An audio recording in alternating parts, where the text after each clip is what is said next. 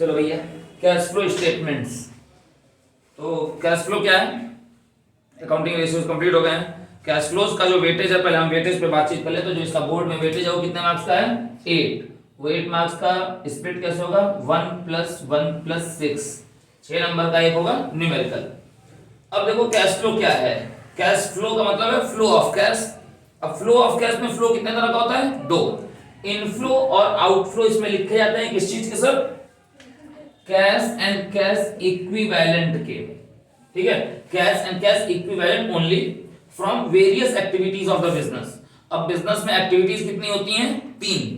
Sequence wise बात करेंगे, पहली क्या है ऑपरेटिंग, दूसरी इन्वेस्टिंग और तीसरी फाइनेंसिंग। ऑपरेटिंग, इन्वेस्टिंग और फाइनेंसिंग हो गया सीक्वेंशियल। यही तुमको कैश फ्लो के फॉर्मेट में पढ़ना भी है।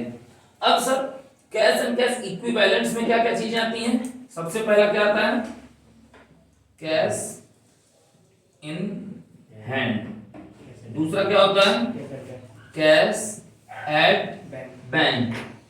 उसके बाद क्या आता है sir, cheques and draft at bank. ठीक है, cheques and drafts in hand. हालांकि cheques and drafts at bank वाला कंसीडर बहुत जगहों पे नहीं होता है, मगर हम उसको भी काउंट इसलिए करते हैं क्योंकि कई बार चेक और ड्राफ्ट बैंक में सिर्फ पड़े रह जाते हैं और वो अभी क्रेडिट नहीं हुए होते हैं, ठीक है, या डेबिट नहीं हुए होते हैं। ठीक, फिर क्या है, करंट इन्वेस्टमेंट। करंट इन्वेस्टमेंट का क्या मतलब होता है, ऐसे इन्वेस्टमेंट जो 12 महीने से कम ड्यूरेशन के हैं। और एक और क्या चीज है, marketable securities. Is that clear? इतनी चीजों को आपको ध्यान देना है, जिसमें कैश इन हैंड या कैश जो टर्म है उसमें ऊपर की ये चारों चीजें आ रही हैं और कैश इक्विवेलेंट में ये दोनों आ रही है, नीचे की दोनों। तो ये जो 4 चीजें हैं ये किसका पार्ट है, कैश का। और ये जो दोनों चीजें हैं वो किसका पार्ट है, कैश इक्विवेलेंट का। ठीक है, सिर्फ कैश इन हैंड को ही कैश नहीं माना जाता है, कैश एट बैंक और cheque and draft in hand और cheque and draft at bank को भी कैश ही माना जाता है। कैश इक्विवेलेंट में ये दोनों चीजें आती हैं, तो आपको ये चीजें ध्यान देनी होंगी। Is that clear? Yes sir.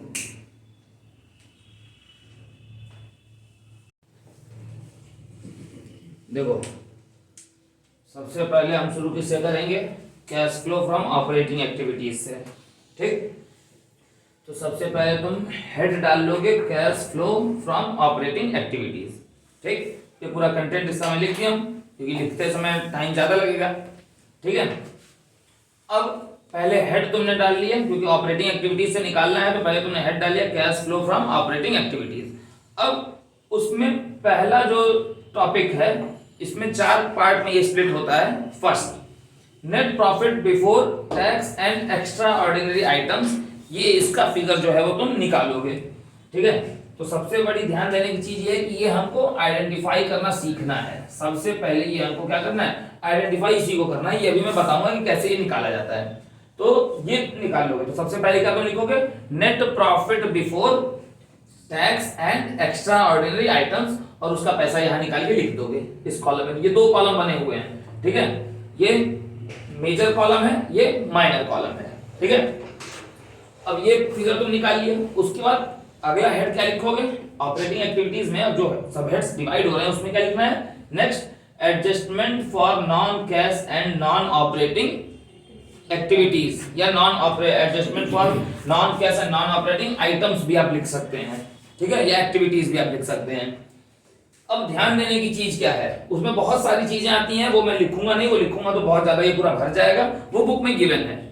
ध्यान देने की जो चीजें, जो दिमाग में याद रखने की चीज है, जितनी भी नॉन कैश और नॉन ऑपरेटिंग एक्सपेंसेस हैं वो क्या हो जाएंगे, ऐड होंगे, और जितने भी नॉन कैश और नॉन ऑपरेटिंग इनकम्स हैं वो क्या होंगी, माइनस होंगी। बस ये याद रखना है। अब नॉन कैश और नॉन ऑपरेटिंग एक्सपेंसेस कौन कौन से हैं ये बुक में से तुम खोज लो, और नॉन कैश और नॉन ऑपरेटिंग इनकम्स कौन कौन सी हैं ये फॉर्मेट में, बुक में जो भी बुक तुम पढ़ते हो उसमें दिया हुआ है।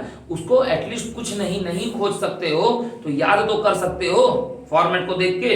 एक आध दो का मैं एग्जांपल बता दे रहा हूं। जैसे non cash depreciation non cash expense है, तो वो क्या होगा? डेप्रिसिएशन नॉन कैश एक्सपेंस है ना, तो क्या होगा? ऐड होगा। एमोर्टाइजेशन नॉन कैश एक्सपेंस है, तो क्या होगा? वो भी ऐड होगा। Profit on sale of asset, ये क्या है? नॉन ऑपरेटिंग इनकम है, तो ये क्या होगी? माइनस होगी। Loss on sale of non operate loss on sale of asset, loss on sale of asset ये क्या है? नॉन ऑपरेटिंग एक्सपेंस है, लॉस हुआ ना, तो ये क्या होगा? ऐड हो जाएगा। फंडा क्लियर है सर? ठीक है। रेंटल इनकम, रेंटल इनकम अगर है तो ये नॉन ऑपरेटिंग इनकम है, तो ये क्या होगी?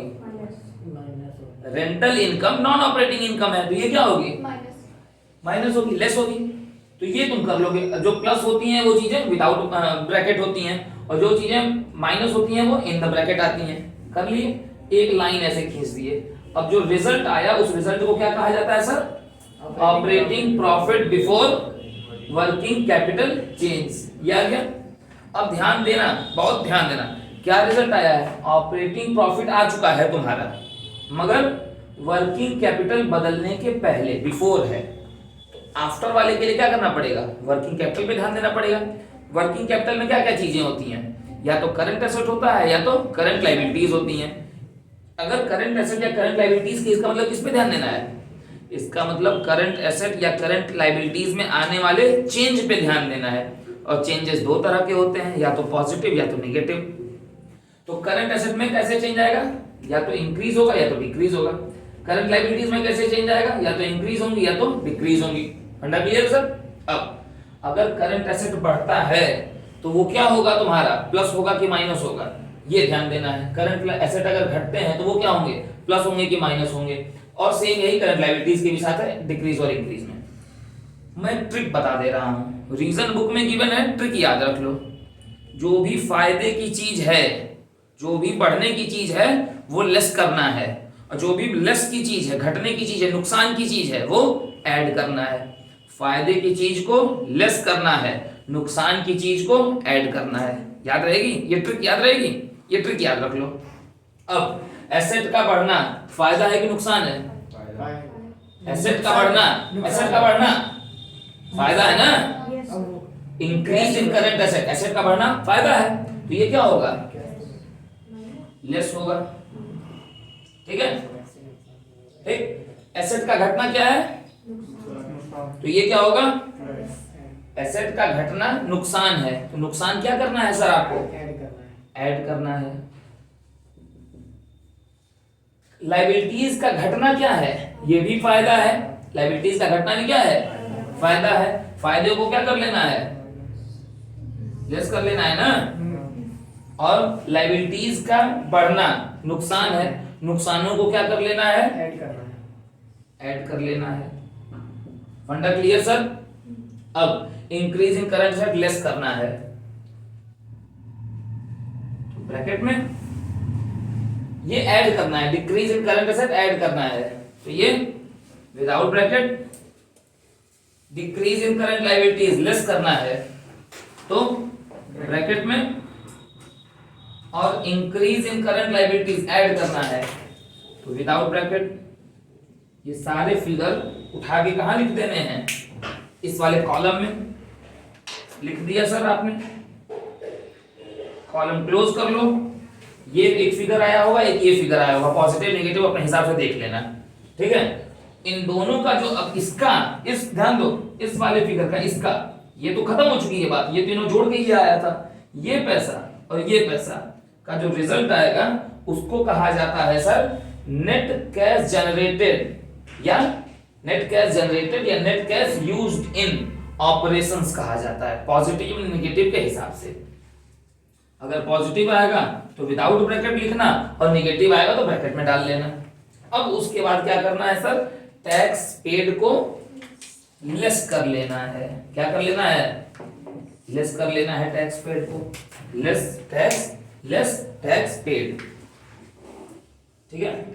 टैक्स पेड लेस को ब्रैकेट में। अब उससे रिजल्ट क्या आएगा? ये फाइनल रिजल्ट है। अगर आंसर पॉजिटिव आया तो आप लिखेंगे नेट कैश इनफ्लो, और अगर आंसर नेगेटिव आया तो आप लिखेंगे net cash outflow from operating activities. ठीक, और जो भी ये पैसा आएगा ध्यान देना, वो जो ये लास्ट वाला कॉलम बना हुआ है, हर एक्टिविटी का पैसा, बाकी पैसों को तो इसी कॉलम में लिखना है, फाइनल वाला पैसा फाइनल वाले कॉलम में। तो यहाँ पे 2 लाइन खींच के खत्म करोगे और ये पैसा उसी के साइमल्टेनियसली पैरेलल में नोट कर दोगे। ठीक है, तो पहला जो पॉइंट है cash flow from operating activities, वो क्या हो जाएगा, खत्म हो जाएगा। अब इसमें क्या जानना है हमको सर, सिर्फ एक चीज जाननी है। क्या जानना है, net profit before tax and extra ordinary items कैसे निकालते हैं। तो ये पहले नोट कर लो, उसके बाद उसको निकालने का तरीका बता देंगे। वो निकालने का तरीका आ गया, यहाँ पे फिगर लिख लोगे, उसके बाद बाकी चीजों को मैं बता ही दिया हूँ कैसे करना है, नोट कर ही चुके हो या कर लोगे, अभी हो जाएगा। तो इससे क्या खत्म हो जाएगा, पहला पॉइंट क्या है तुम्हारा sir, cash flow from operating activities, पहला क्या हो जाएगा, खत्म। फिर दूसरा क्या हमको जानने को रह जाएगा, cash flow from investing activities, उसका हम हेड डालेंगे और वो जानेंगे। ठीक है, ये नोट करो, फिर मैं ये चीज बता देता हूं तुमको, net profit before tax and extraordinary items कैसे निकालते हैं।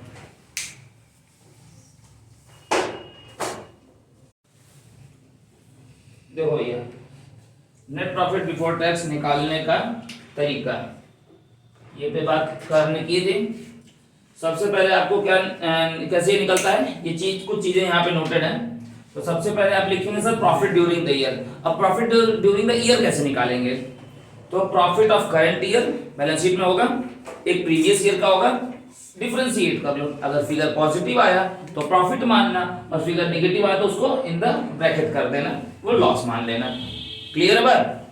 एक और मामला है सर, प्रीवियस ईयर में लॉस हो और करंट में प्रॉफिट हो, तो यही फॉर्मूला तब भी चलेगा, करंट माइनस प्रीवियस, और प्रीवियस का तो लॉस था तो उसको माइनस कर लो। यानी कि मान लो कि करंट ईयर में पॉजिटिव फिगर है 1 लाख का और प्रीवियस ईयर में नेगेटिव फिगर है 50,000 का, तो कैसे करेंगे, 1 लाख माइनस, और प्रीवियस का तो माइनस 50 माना ही जाएगा ना, लॉस को तो आप माइनस 50 ही मानोगे, तो 1 लाख माइनस माइनस 50, तो माइनस माइनस क्या हो जाता है, प्लस, तो 1 लाख प्लस 50 कितना हो जाएगा, 150 हो जाएगा। अब प्रॉफिट ड्यूरिंग द ईयर, उसमें ये 4 चीजें ऐड करनी है। कौन कौन सी सर, पहला ये सब ऐड होंगे। सबसे पहले क्या ऐड होगा आपका, रिजर्व में ड्यूरिंग द ईयर। ठीक है, फिर दूसरा प्रपोज्ड डिविडेंड और इंटरिम डिविडेंड भी ऐड होंगे। प्रपोज्ड डिविडेंड भी ऐड होगा, इंटरिम डिविडेंड भी ऐड होगा, और प्रोविजन फॉर टैक्स में ड्यूरिंग द ईयर भी ऐड होगा, और टैक्स रिफंड क्या होगा, लेस होगा। अब सर प्रपोज्ड डिविडेंड और इंटरिम डिविडेंड में कुछ खेल है, वो जान लो। प्रपोज्ड डिविडेंड किस साल का, करंट ईयर का कि प्रीवियस ईयर का, proposed dividend of previous year, और इंटरिम डिविडेंड किस साल का, यही बस याद रखना है, प्रपोज्ड डिविडेंड प्रीवियस ईयर का, इंटरिम डिविडेंड करंट ईयर का। ठीक है, उल्टा मत इसमें कर देना, ये बस तुमको याद रखना है। फिर क्या है, प्रोविजन फॉर टैक्स में ड्यूरिंग द ईयर, ये कई बार निकालना पड़ जाता है खुद से, उसको निकालने का तरीका अभी वो भी बता दे रहा हूं, उसका भी अकाउंट बना के प्रोविजन फॉर टैक्स अकाउंट अभी बता दे रहा हूं। ठीक है, और टैक्स रिफंड कभी आज तक नहीं मिला है, किसी क्वेश्चन में आज तक नहीं मिला है, मगर फॉर्मेट याद रखने के लिए हम याद रख लेते हैं। ठीक है, जो टैक्स रिफंड होगा वो क्या होगा, माइनस होगा। ऐसे क्या हो जाएगा आपका सर, एंड रिजल्ट क्या आ जाएगा, ऐसे आप पा जाएंगे। सबसे पहला पॉइंट कैश फ्लो का, जहां से शुरू करना है लिख के पहली लाइन, क्या पा जाएंगे आप, net profit before tax. Is that clear, पढ़ना क्लियर है भैया। प्रपोज्ड डिविडेंड किस साल का लेना है, और proposed dividend previous year, interim dividend current year. Clear लगा, याद एकदम इसको याद कर लो। प्रपोज्ड डिविडेंड पिछली साल का, इंटरिम डिविडेंड इस साल का, ईयर को पहचानने आता है। अब बस तुमको एक चीज मैं और बता रहा हूं, अकाउंट बना के प्रोविजन फॉर टैक्स में ड्यूरिंग द ईयर कैसे निकालते हैं अगर आ गया तो, और ये तुमको कहां मिलेगा, नोट्स टू अकाउंट्स और एडिशनल इंफॉर्मेशन में ये चीज मिलेगी। तो नीचे नोट्स टू अकाउंट्स मिलता है बैलेंस शीट में क्वेश्चंस में, वहां पे तो इसका भी एक अकाउंट बना दे रहे हैं, ताकि पूरा जो पहला पार्ट है ऑपरेटिंग एक्टिविटीज वो पूरी तरह से खत्म हो जाए। ठीक है, ये नोट कर लो, फिर इसके आगे भी बता दे रहे हैं। देखो प्रोविजन फॉर टैक्स अकाउंट कैसे बनेगा, वर्किंग नोट में जहां पे नोट्स टू अकाउंट दिया होगा वहां प्रोविजन फॉर टैक्स अकाउंट का प्रीवियस ईयर बैलेंस होगा और करंट ईयर बैलेंस होगा। प्रीवियस ईयर बैलेंस को क्या बोलते हैं सर? Opening balance. और करंट ईयर बैलेंस को क्या बोलते हैं सर? ओपनिंग बैलेंस कहां डाला जाता है? क्रेडिट साइड में। क्यों?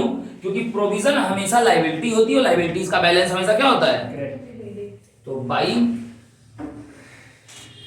बैलेंस बीडी क्वेश्चन में से निकाल के ये डाल लेना। क्लोजिंग बैलेंस भी दिया हुआ है, इसका मतलब ये अकाउंट क्लोज्ड तो है। अगर क्लोजिंग बैलेंस दे दिया इसका मतलब अकाउंट क्लोज्ड है, तो ज्यादा दिमाग नहीं लगाना है। तो आप क्लोजिंग का भी फिगर यहां पे उठा के डाल दो, टू बैलेंस सीडी। ये गिवन जो है, जो चीजें गिवन है वो पहले डाल लो। यहाँ पे ये दो लाइनें खींच के अकाउंट क्लोज कर लो, क्योंकि अकाउंट क्लोजर का जो तरीका है वो है हमारे पास। तो ये वो दो चीजें हैं जो गिवन है। जो बैलेंस सीडी है वो कौन सा बैलेंस है? क्लोजिंग बैलेंस है, और ये आपको गिवन है। और ये जो है ये ओपनिंग बैलेंस है, ये आपका ओपनिंग बैलेंस है। और ये भी क्या है? क्वेश्चन में गिवन ही होगा एट एनी कॉस्ट। ये दोनों चीजें गिवन होंगी। अब क्वेश्चन में एक और कोई चीज गिवन होगी, ठीक, और कोई एक चीज मिसिंग होगी। अब ध्यान से सुन लो, दिमाग में बैठा लो। दो चीजें तो गिवन रहेंगी, चार चीजें क्वेश्चन में पढ़ती हैं। इस अकाउंट में चार चीजें पढ़ती हैं, दो डेबिट में दो क्रेडिट में, जिसमें से तीन चीजें गिवन रहेंगी, कोई एक मिसिंग रहेगी। उस तीन चीजों में से दो तो कंपलसरी गिवन रहेंगी, ओपनिंग बैलेंस, क्लोजिंग बैलेंस। अब अगर क्वेश्चन में बोला है कि टैक्स पेड, ध्यान से सुनना, tax paid during the year फलाना रुपया।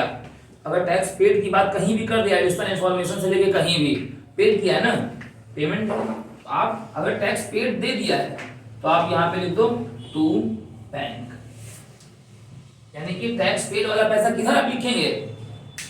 डेबिट साइड में। तो अगर आपने टैक्स पेड, अब डेबिट और क्रेडिट को जोड़ो, बोर्ड पे देखते रहो, डेबिट और क्रेडिट को जोड़ो। जाहिर सी बात है कि डेबिट अब ज्यादा होगा, क्रेडिट अब कम होगा। तो क्रेडिट कम होगा तो क्रेडिट में ही ना बैलेंसिंग फिगर पड़ेगा। किस नाम से पड़ेगा? By statement of profit and loss. और ये पैसा किस चीज का है? ये वही पैसा है जो तुमको अभी पढ़ना सीखना था, provision made during the year का ये पैसा है। किस चीज का पैसा है ये? Provision made during the year का पैसा है। अब मान लो कि क्वेश्चन में provision made during the year दिया हुआ है, तो तुम क्या निकाल लोगे? जाहिर सी बात है क्रेडिट का जोड़ कब ज्यादा होगा, डेबिट का कम होगा, तो क्या निकाल लोगे? टैक्स पेड निकाल लोगे। फंडा क्लियर सर? इज इट कोई डाउट? मैं एक बात बता दूं, मैं मार्किंग कर रहा हूं, ये है पॉइंट नंबर 1 ओपनिंग बैलेंस, ये है पॉइंट नंबर 2 क्लोजिंग बैलेंस। ये दोनों हमेशा गिवन होगा। 3 और 4 में से कोई एक देगा, कोई एक नहीं देगा। जो अब तुमको याद रखना है, टैक्स पेड किधर लिखा जाता है? डेबिट में, और provision made during the year credit में। दोनों में से कोई एक दे दे, दूसरा उधर साइड भर के दूसरे का फिगर असर्टेन कर लो, हो जाएगा। तो ऑपरेटिंग एक्टिविटीज का पूरा मामला तुम्हारा खत्म। कोई दिक्कत बची? अब नेक्स्ट वर्किंग डे पे हम इन्वेस्टिंग, फिर उसके बाद फाइनेंसिंग करके फिर एक कंप्लीट पैकेज इसका समराइज्ड वे में करके खत्म कर लेंगे। ठीक है, चलो क्या